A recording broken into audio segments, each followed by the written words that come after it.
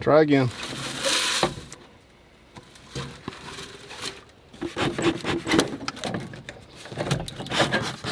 So welcome back, guys. This is one of the most exciting parts of the year for me, is getting the honey out of these hives. We checked a couple of weeks ago, maybe 3 weeks ago, I'm not even sure how long ago it was, and noticed that there was quite a bit of honey in these hives. Hopefully they continued to bring it in, and we're about to check and see what their production's looking like this year. So I'm going to do it a little bit different than I normally do. Normally what I do is I get every box off of every single hive, take them all back to the house, extract them, and then bring them back. So what I'm going to do this time is do them one hive at a time. So I'm going to get them off of this hive first, then go extract it, bring it back, and put the boxes back, and then do the rest of them one at a time.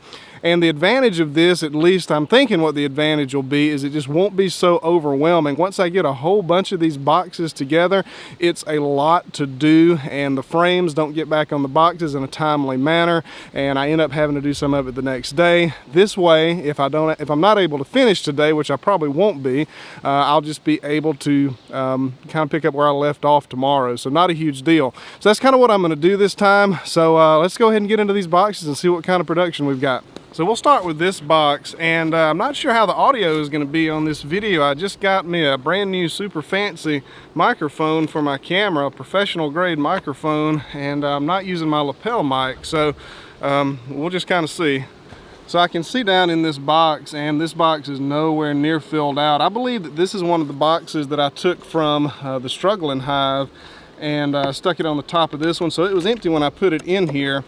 And I do not know what the status of the honey flow is, or the nectar flow is right now, if it's stopped or if it's still going, but you can see this is not filled out yet.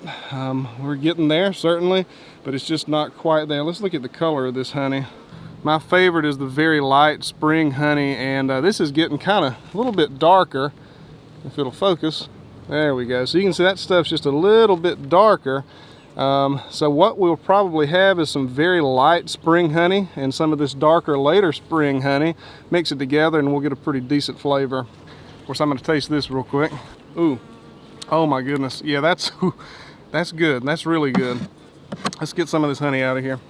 This box, of course, we'll just leave out here. It's nowhere near ready to go. And let's move on to the next box. The bees are acting very calm today, which is good because it is pretty hot today, and it has been very, very dry for a long time. It has not rained here to speak of in probably 3 weeks. So they're acting pretty good for weather conditions.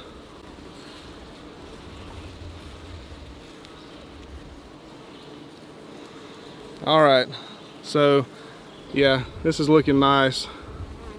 This is looking great. Let's take this box.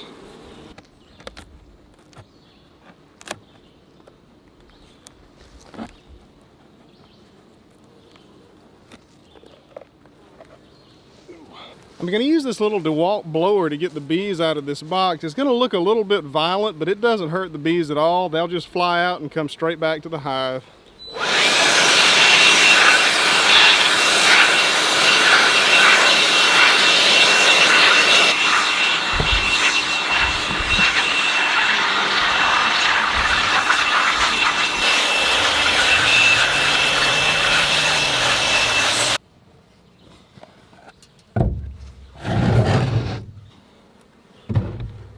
Alright, that's 2 good boxes off of this hive. Let's close it up and see what we get out of it.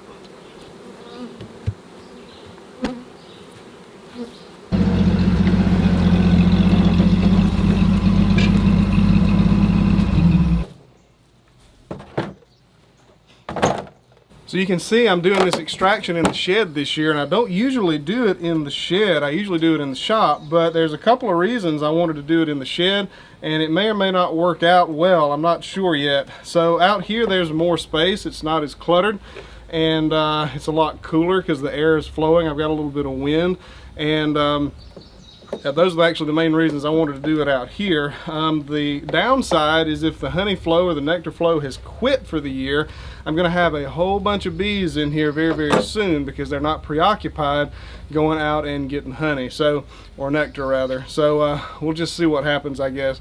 Let's get some of this honey out of here. So I know that most of y'all have seen my honey extraction videos before, but for whoever has not and kind of want to know more details on this process, this is how I do it, and this is really the standard base process for anybody that's going to extract honey.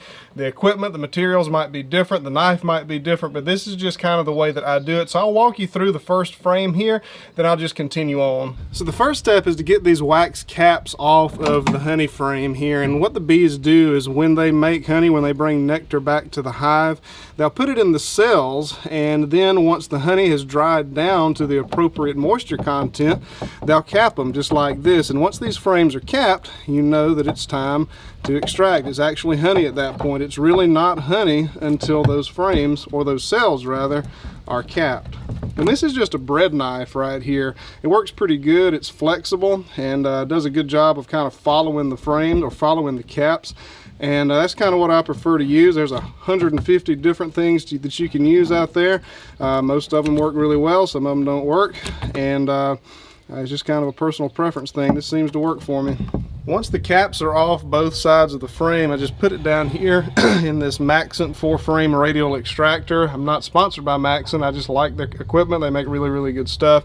Now what we'll do is we'll refill or continue to fill up this extractor and get it slung out.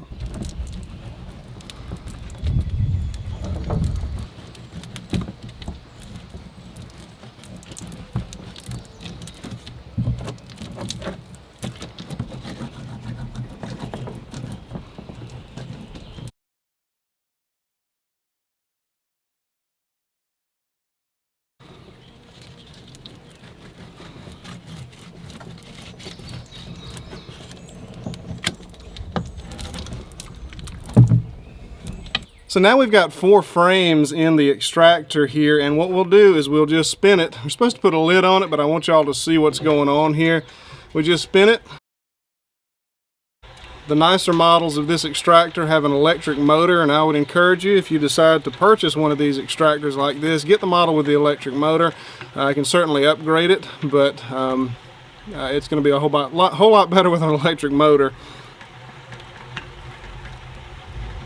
And what happens in here is the honey just slings out of the cells, and you can see it sticking to the side of the extractor, the inside of the extractor here, and then it runs down and goes through that hole down there, and then it comes out of this hole here. I guess you would call it a bung, and then it goes down into 2 different screens. You've got this screen up here that filters out the big chunks like bee legs and that kind of stuff, big chunks of wax, and then you've got a finer screen on the bottom. You'll see that later on in this video, and it filters out the finer materials that are going to be in there. And by the way, that is some beautiful, beautiful honey. I am so excited about this. And I'm sure some of y'all are thinking, well, how could this possibly work? How does the honey come out of those cells if those cells are to the side, if it's at a 90-degree angle with the side? Well, it's not exactly at a 90-degree angle. So what's going on here, the bees actually build their cells at a slight upward angle, and that's the reason these extractors, these radial extractors like this work like they do, is because the cells are angled and the honey is able to sling out of the cells even though they're being slung at a 90-degree angle. Somebody came for lunch. So I've been slinging this for a little while. Let's open it up and see how we did. So this frame is a whole lot lighter than it was, and you can see, I hope y'all can see at least, you got some shiny looking cells in there, but I think that's just kind of a honey bubble actually. But we've got the vast majority of the honey out of these frames, and I think we're good here. We can move on to the next round.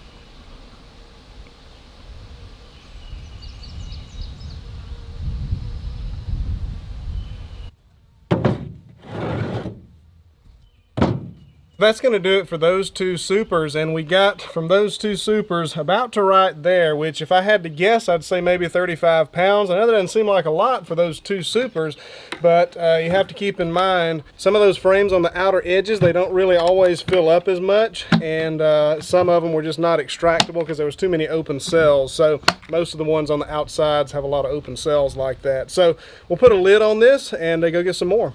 All right, let's check on this hive. I'm really interested to see what they're doing. This is the hive of bees that came from a wild swarm last year. Again, this top box was a fresh box of unfilled comb that I got from a box that wasn't doing so good. Doesn't look like they've done much with it. Let's go ahead and take it off and check the bottom two, or the next two. Actually, it's pretty heavy. They've done something with it. So this box is looking good. From what I can see, it looks like these frames right here are fairly new and have not been filled out really at all. But these in the middle, it looks like they've really done something with that. Yeah, that's looking super nice.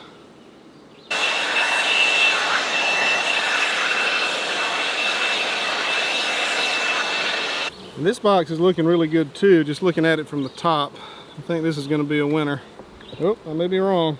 So not quite. If you look at this middle frame right here, there's still a whole bunch in the middle. And what has happened here is old brood has just now hatched out of these cells. In fact, you can see a cell right here that has not even hatched yet. And as the old brood hatches, they put new, or they'll backfill it with nectar, but this has very recently been hatched. So I am going to take this box anyway because there is a lot of honey in this box. I'll just have to kind of work around the frames that are not quite capped yet. So I decided to check this hive as well, and I've already been in it, but I wanted to show y'all.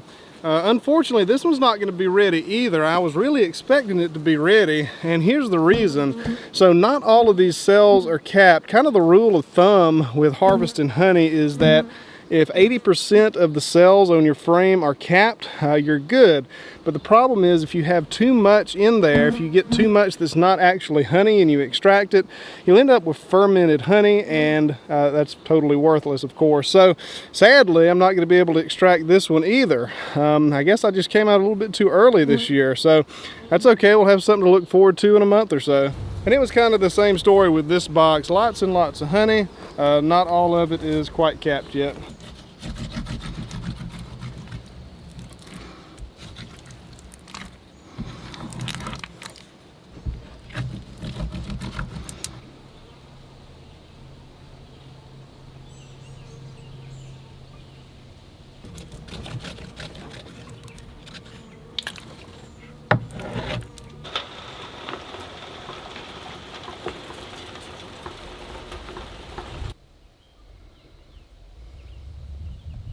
So this is kind of interesting. You can see here the frames that I just extracted.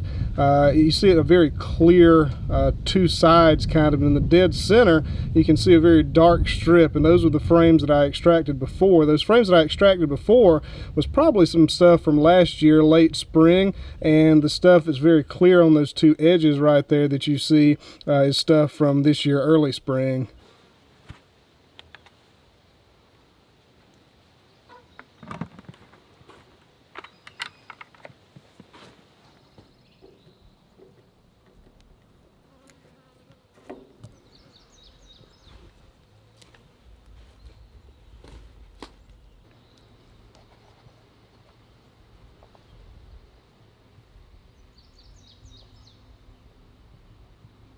Earlier I mentioned the two different filters here. So this top filter, like I said, is a coarse filter. It gets all the big stuff out, the big chunks of wax, junk like this that you really don't want to have to chew on while you're eating honey and biscuits.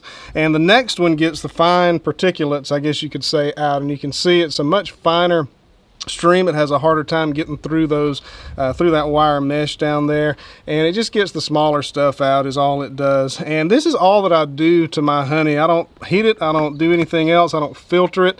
I just screen it out like this and eat it, and that's pretty much it. That's all that it needs. I know this is kind of a drop in the bucket, but sometimes I'll retrieve these stray bees that have flown in here to try to get a little snack and gotten caught. Just take them and rinse them off. They won't drown like this. But they can't fly, of course, with honey on their wings.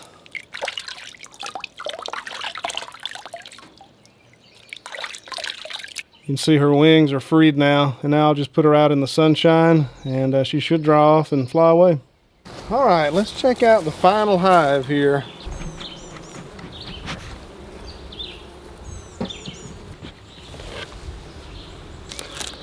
Really stuck this one together. Ooh. I wasn't expecting it, but I think we can take that top box. You can see quite a bit on this one is not quite capped yet, so we may have to leave it. Let's check another one. Yeah. So I think y'all can probably see that pretty well. Quite a bit of open cells still on these frames right here. So lots and lots of honey, or lots and lots of nectar that hadn't quite been dried out yet, but we're getting there. We're getting there. So this is the next frame on this hive, and you can see it is ready to go. Pretty well all of the cells are capped. I would say at least 95%, probably more of these cells are capped.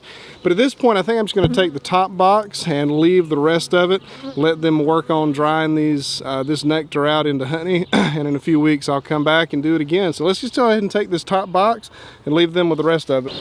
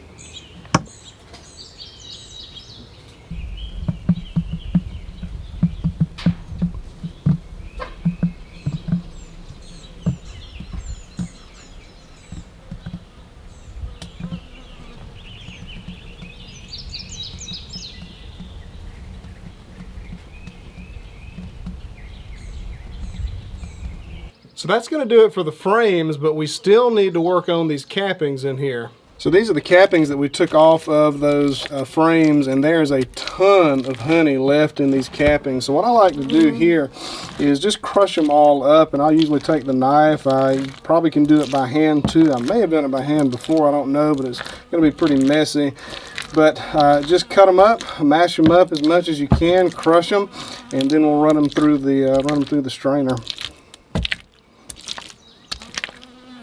I'm going to try something a little bit different this time. I'm just going to use a regular kitchen colander in a 5-gallon bucket, and I know these holes are pretty big, so it's not going to strain out all the really fine particulates. But what I'm going to do, there's a lot more surface area here. It'll hold a lot more of the cappings, and I'm hoping it'll be a little bit quicker. So once this strains through here, I'll be able to put it in the finer strainer so that it'll get all the little stuff out as well. But I'm thinking this might be a little bit quicker.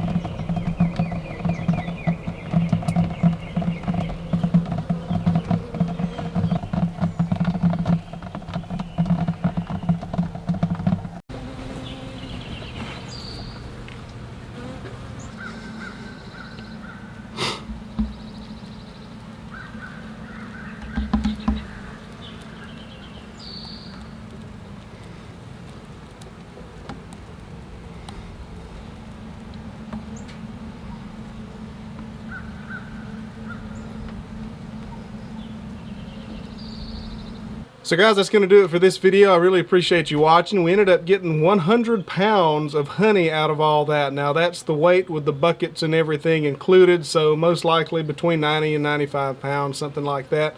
And those cappings that we crushed up and strained through the colander there was actually 9 pounds of honey just in those cappings, and I didn't get it all out. I should have drained it overnight. That would have probably gotten probably 3 or 4 more pounds just kind of by the look of it there. But anyway, pretty good harvest. Not really what you would expect for 5 good strong hives, which is what I've got out there, but there's a ton of honey still left in those hives that just wasn't quite ready to go. I bet in a couple weeks it'll probably be ready, so I'll try my best to make another honey extraction video, but for now we do have about 90 or 95 pounds of really good honey, and I'm very excited about that. I really appreciate you watching this video. Thank you so much for watching, and I will see you on the next one.